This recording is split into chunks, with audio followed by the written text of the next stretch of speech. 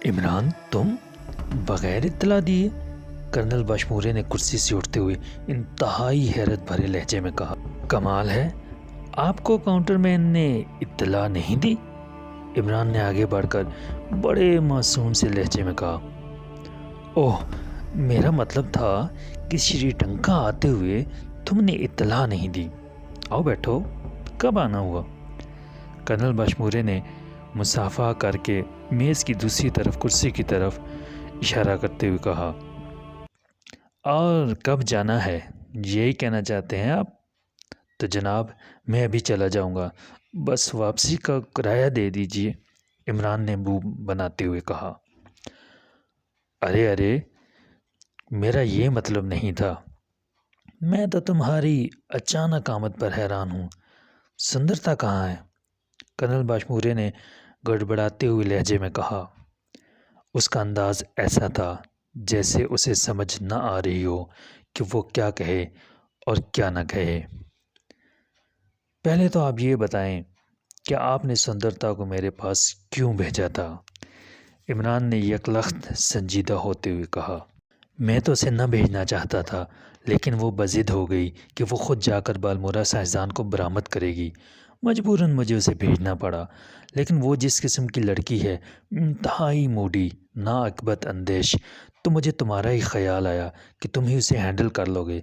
इस तरह मुझे इत्मीनान रहेगा, कर्नल बशमूरे ने जवाब दिया। ये बालमोरा साहिजान और लेडी सुंदरता के दरमियान कोई ऐसा ताल्लुक़ है जिसके लिए लेडी सुंदरता ने खुद जाने की ज़िद की। आपको उस ताल्लुक़ का इल्म है? इमरान ने मुंह बनाते हुए कहा। ताल्लुक़? कैसा ताल्लुक़? क्या कह रहे हो? कर्नल बशमूरे का चेहरा यकलख्त सुर्ख पड़ गया, ऐसे जैसे इमरान ने बात न की हो बल्कि थप्पड़ मार दिया हो। नाराज़ होने की ज़रूरत नहीं।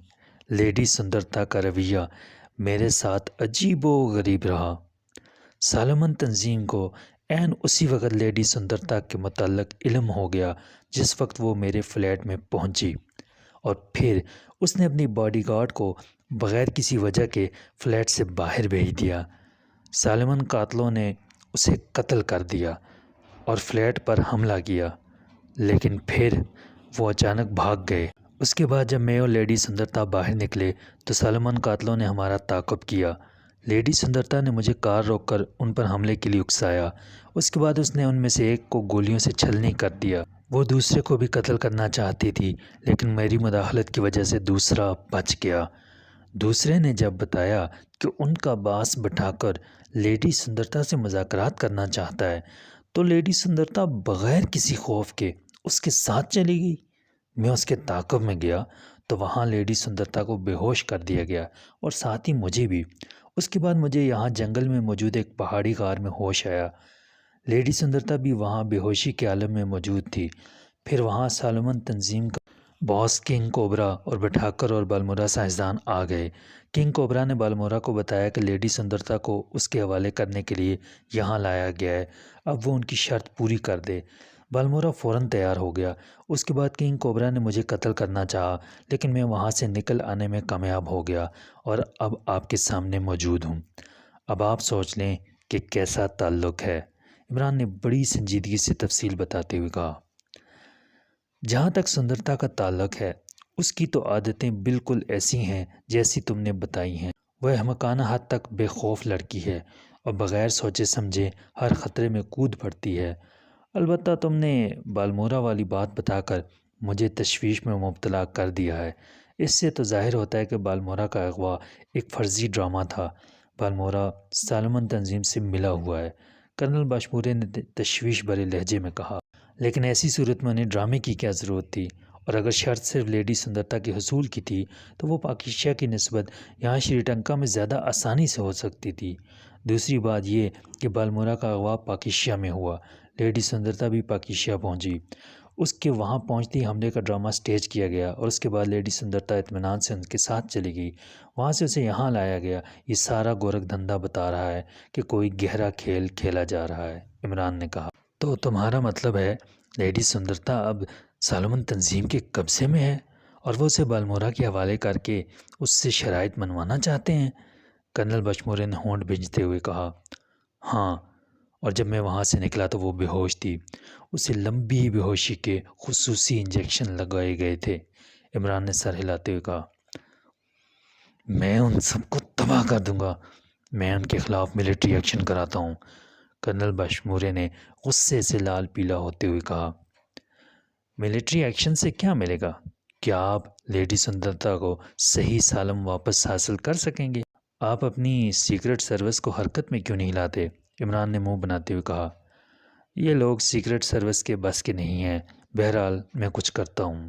کرنل بشمورے نے دانت پیستے ہوئے کہا اور پھر وہ کرسی سے اچھل کر کھڑا ہو گیا۔ آپ تو جا رہے ہیں؟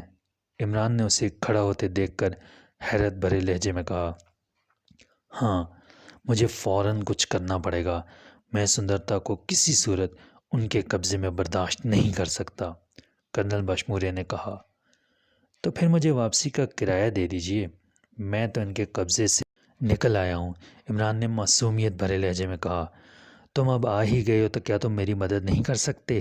سر رحمان سے میرے دیرینہ تعلقات ہیں، کم از کم اس حوالے سے لیڈی سندرتا کو ان کے قبضے سے نکالنا تمہارا بھی فرض بنتا ہے۔ کرنل بشمورے نے چند لمحے خاموش رہنے کے بعد کہا، مقصد یہ کہ آپ کرایہ دینے کا باقاعدہ معاوضہ وصول کرنا چاہتے ہیں۔ عمران نے برا سا منہ بناتے ہوئے کہا، احمق ہو تم، میرا یہ مطلب نہیں تھا، آؤ میرے ساتھ۔ کرنل بشمورے نے انتہائی جھلائے ہوئے لہجے میں کہا اور تیزی سے دروازے کی طرف بڑھ گیا۔ یہ وقت بھی دیکھنا تھا کہ واپسی کے کرائے کے لیے باقاعدہ مزدوری کرنی پڑے گی۔ عمران نے بڑبڑاتے ہوئے لیکن اونچے لہجے میں کہا اور اٹھ کر کرنل بشمورے کے پیچھے چل پڑا۔ چند لمحوں بعد کرنل بشمورے کی سفید سیڈان تیزی سے مختلف سڑکوں پر دوڑتی ہوئی شہر کی بیرونی سمت کی طرف بڑھی جا رہی تھی۔ عمران بڑے اطمینان سے سائیڈ سیٹ پر بیٹھا ہوا شہر کے نظارے دیکھنے میں مصروف تھا۔ اس کے چہرے سے ذرا بھی محسوس نہ ہو رہا تھا کہ وہ پریشان ہے، جبکہ کرنل بشمورے کا چہرہ لمحہ بلمحہ گرگٹ کی طرح رنگ بدل رہا تھا۔ کار کافی دیر تک دوڑنے کے بعد ایک 2 منزلہ عمارت کے گیٹ پر جا کر رک گئی۔ کرنل بشمورے نے 3 بار مخصوص انداز میں ہارن بجایا تو گیٹ کھل گیا اور کرنل بشمورے کار اندر لیتا گیا۔ عمارت خاصی وسیع تھی۔ اس کے وسیع پورچ میں 2 کاریں پہلے سے موجود تھیں۔ کرنل نے کار ایک طرف روکی اور پھر نیچے اتر آیا۔ آؤ میرے ساتھ، کرنل بشمورے نے عمران سے کہا اور پھر تیزی سے آگے بڑھ گیا۔ اسی لمحے برآمدے میں اسٹینڈ گنوں سے مسلح 4 افراد نظر آئے۔ انہوں نے فوجی انداز میں کرنل بشمورے کو سیلوٹ کیا۔ کرنل بشمورے سر ہلاتا ہوا آگے راہداری میں بڑھ گیا۔ عمران اس کے پیچھے تھا۔